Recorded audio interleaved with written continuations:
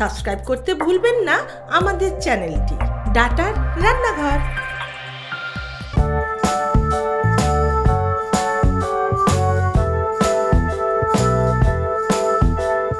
নমস্কার, আমি সুনন্দা মাইতি, থাকি পিকনিক গার্ডেনে। আজকে ডাটার রান্নাঘরে আমি একটা রেসিপি নিয়ে এসেছি, সেটা হচ্ছে বড়ার তরকারি। বড়াটা মটর ডাল দিয়ে তৈরি করব। আর মটর ডালের বড়া করতে গেলে, তরকারি করতে গেলে একটু আলু তো লাগে। তো আমি কি কি লাগবে সেই উপকরণটা আপনাদের বলছি। আমি মটর ডালের বড়া তৈরি করব, ওর জন্য মটর ডাল তো ভিজিয়ে রেখেছি। এবার মটর ডালটাকে আমি পেস্ট করব, আর তার মধ্যে দেব পেঁয়াজ কুচি, রসুনকে কুচিয়ে নেব, আদা কুচি, কাঁচা লঙ্কা কুচি, একটু বেকিং পাউডার। আর এর মধ্যে আমি কতগুলো মশলা দেব, সেটা অবশ্যই ডাঁটার মশলা, কারণ আমার পরিবারে সকলে ডাঁটার মশলাই খায়। আমি ডাঁটার মশলাই ইউজ করতে ভালোবাসি, কারণ এটা স্বাদে অতুলনীয়। উৎকৃষ্ট মানের মশলাই হচ্ছে ডাঁটার গুঁড়ো মশলা।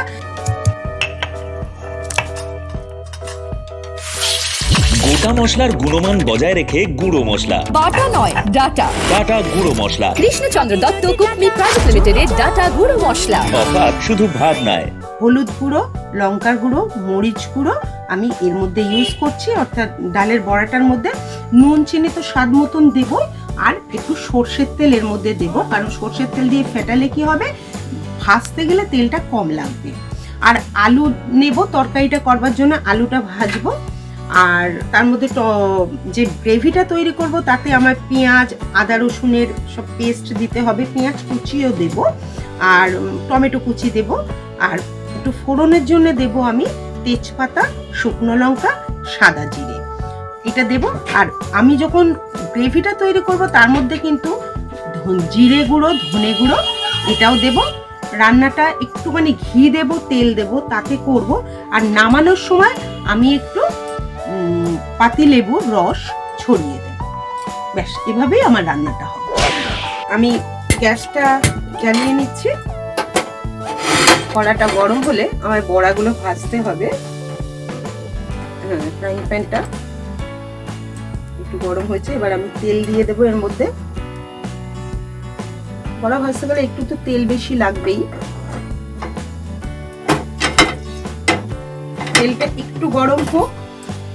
তেলটা গরম হলে আমি বড়াটা তুলে দেব। আগেই বলেছিলাম যে আমি মটর ডালের মধ্যে, মটর ডালটা যে বেটেছি, তাতে আমি নুন, পেঁয়াজ কুচি, লঙ্কা কুচি, একটু আদা রসুন পেস্ট দিয়েছি, একটু বেকিং সোডাও দিয়েছিলাম। এবার আমি বড়াটা ভাজছি।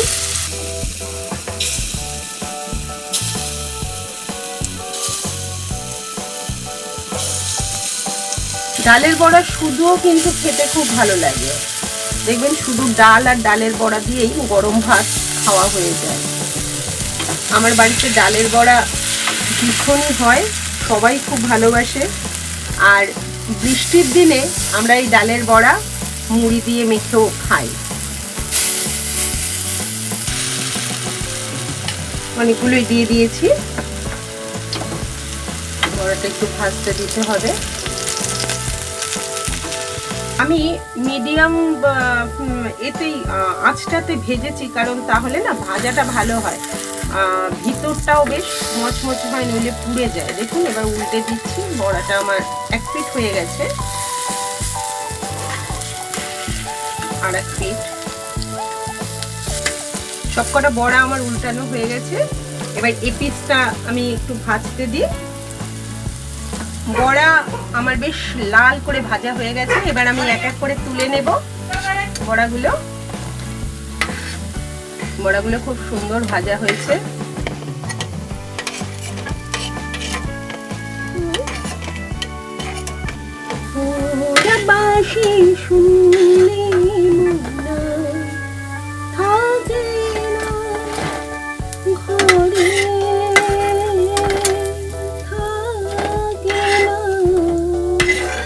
বেশ, আমার তোলা হয়ে গেছে বড়াগুলো।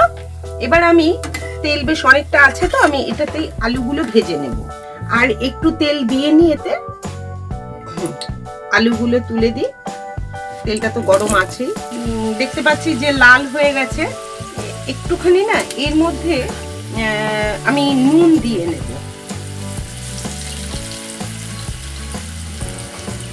আলুগুলোর মধ্যে একটু নুন দিয়ে নেব।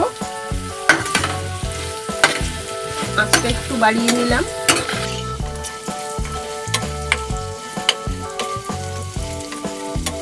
একদম লাল করে ভেজে নিয়েছি। তরকারিটা খুব সুন্দর হবে। একদিকে আমার বড়াটা তোলা হয়ে গেছে, আর একদিকে আমি আলুটা তুলে নেব।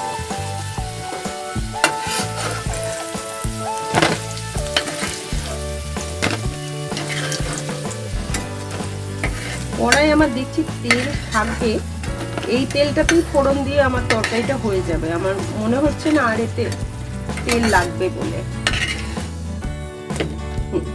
তুলে নিয়েছি। এবার আমি ফোড়নটা দেব। তেজপাতা, শুকনো লঙ্কা,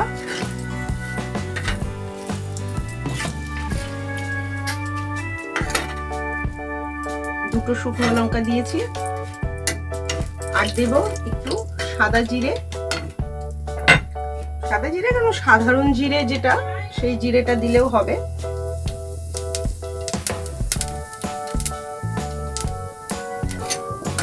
একটু ভেজে নিই, একটু ভাজা হয়েছে, জিরেটা একটু রং এসেছে ভাজার। এবার আমি এর মধ্যে পেঁয়াজটা দিয়ে দেব।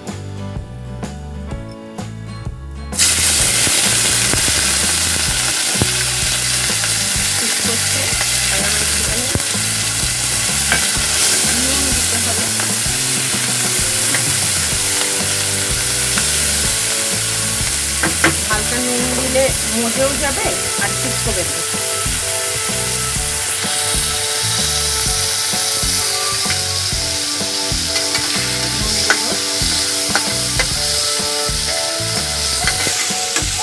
পেঁয়াজটার মধ্যে আমি টমেটোটাও দিয়ে দেব।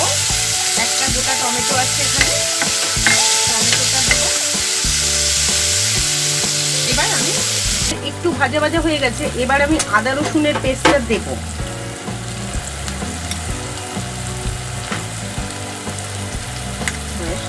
এক চামচ আদা রসুন পেস্ট দিলাম। এটাকেও একটু ভাজতে দিই।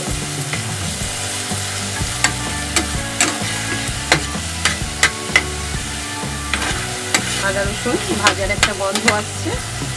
একটুখানি স্ট্যান্ডিং টাইম দিয়ে চাপা দিয়ে, যাতে একটু ভালো ভাজা হয়ে যায়। কতদূর ভাজা হলো একটু দেখে নিই। হ্যাঁ, হয়েছে কিন্তু ভাজাটা। বাহ, বেশ সুন্দর গন্ধ এসেছে।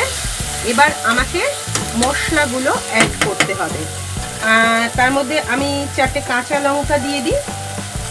কাঁচা লঙ্কা আমাদের কুচিগুলো দিয়ে দিই, আমি একটু ঝাল খেতে ভালোবাসি।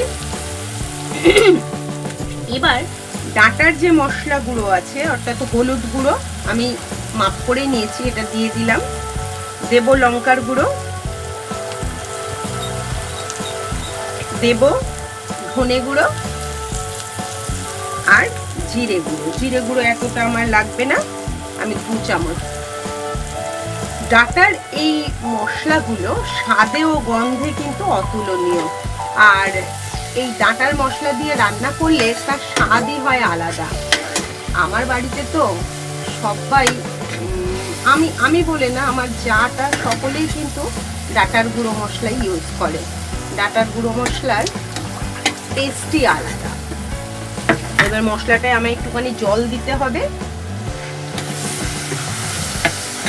জল দিয়ে মশলাটা কষাতে হবে।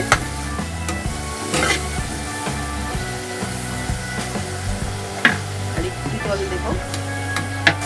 মশলাটা একটু ভাজা ভাজা হয়ে যায়। মশলাটা থেকে যখন তেল ছেড়ে আসবে, তখন কিন্তু আমি আলুটা আর বড়াগুলো তুলে দেব। মশলাটায় না অল্প একটুখানি চিনি দিই। চিনি দিলে একটু স্বাদ আসে, সামান্য একটু চিনি দিলাম। দিয়ে এবার মশলাটা আমার ভাজা ভাজা হয়ে গেছে, মশলা থেকে তেল ছাড়ছে। এবার আমি এতে আলুগুলো তুলে দেব।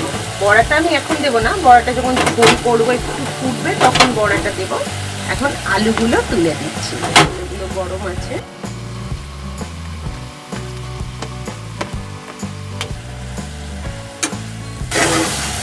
সুন্দর কালার এসেছে রান্নাটায়। আমি আলুগুলো কষে নিয়েছি, এবার এতে জল দেব, হালকা একটু জল দেবো কারণ এটা একটু ঝোল হবে। আমার আরও এক বাটি জল লাগবে, দেখতে পাচ্ছি আরও এক বাটি জল লাগবে।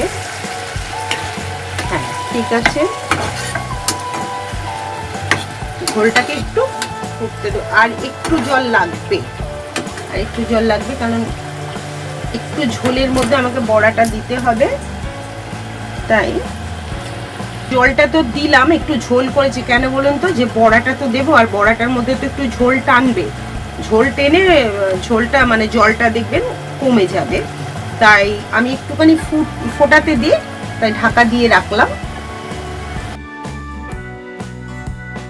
দেখি এবার আমার আলুটা মনে হচ্ছে সেদ্ধ হয়ে গেছে। হ্যাঁ একদম সেদ্ধ হয়ে গেছে, বাহ, তরকারিটার রংটাও ভালো হয়েছে, কাইকাই হয়েছে। এইবার কিন্তু আমার বড়াগুলো তুলে দেওয়ার পালা। আমি বড়াগুলো একে একে দিয়ে দিচ্ছি এতে।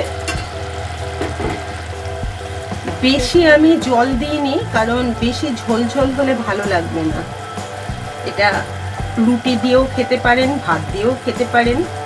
রুটি দিয়ে, পরোটা দিয়ে, লুচি দিয়ে কিন্তু এই ধরনের তরকারি ভীষণ ভালো যায়। আপনারা এটা পেঁয়াজ রসুন মানে বাদ দিয়ে যদি আদা এবং জিরে গুঁড়ো দিয়ে করেন তাহলে কিন্তু ভালো লাগবে নিরামিষ তরকারি।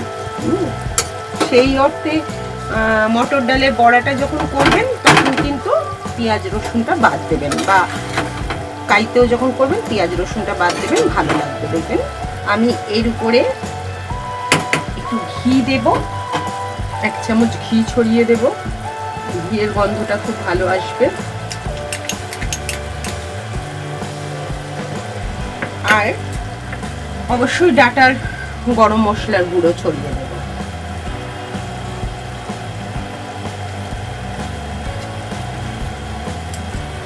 আমি ঘি দিয়েছি, গরম মশলা দিয়েছি, একটুখানি গন্ধটাকে বসানোর জন্য তরকারিতে 1 মিনিট আমি এটাকে ঢাকনা দিয়ে রেখে দেবো। ঢাকনা দিয়ে রেখে দেবো, 1 মিনিট বাদে আমি নামিয়ে নিয়ে প্লেটিং করব, ব্যাস আমার রান্না কমপ্লিট। বড়ার তরকারি ডাটার রান্নাঘরে আমার বড়ার তরকারি রেডি। দেখুন কেমন লেগেছে। আমি বলবো বন্ধুরা, এই ডাটার রান্নাঘরের চ্যানেলটা আপনারা সাবস্ক্রাইব করবেন, লাইক দেবেন, কমেন্ট করবেন আমার এই রান্নাটা কেমন লাগলো, হ্যাঁ, আর শেয়ারও করবেন সব বন্ধুদের সাথে। আপনাদের সকলের ভালোবাসা পেলে, আপনাদের সকলের আন্তরিকতা পেলে আমার সত্যি খুব ভালো লাগবে। আমরা আরো অনেক অনেক রান্না ডাটার রান্নাঘরে নিয়ে আসতে পারবো। আমাদের থেকে আপনারা শিখবেন, আপনাদের থেকে আমরা শিখবো, এইভাবে আমাদের বন্ধুত্ব গড়ে উঠবে। আপনি কি হতে চান ডাটার রান্নাঘরের সদস্য? আপনার বিশেষ রেসিপিটা সব বন্ধুদের সাথে শেয়ার করতে চান? তাহলে আজকেই রেসিপিটি বানিয়ে ফেলুন আপনার ডাটার রান্নাঘরে, আর সেটি রেকর্ডিং করে পাঠিয়ে দিন আমাদের এই হোয়াটসঅ্যাপ নাম্বারে। আমাদের বিচারকদের সিদ্ধান্তে যদি তা গ্রহণযোগ্য হয় তাহলে অবশ্যই পরের পর্বে ডাটার রান্নাঘরে পাবেন আপনার তৈরি করা রেসিপিটা।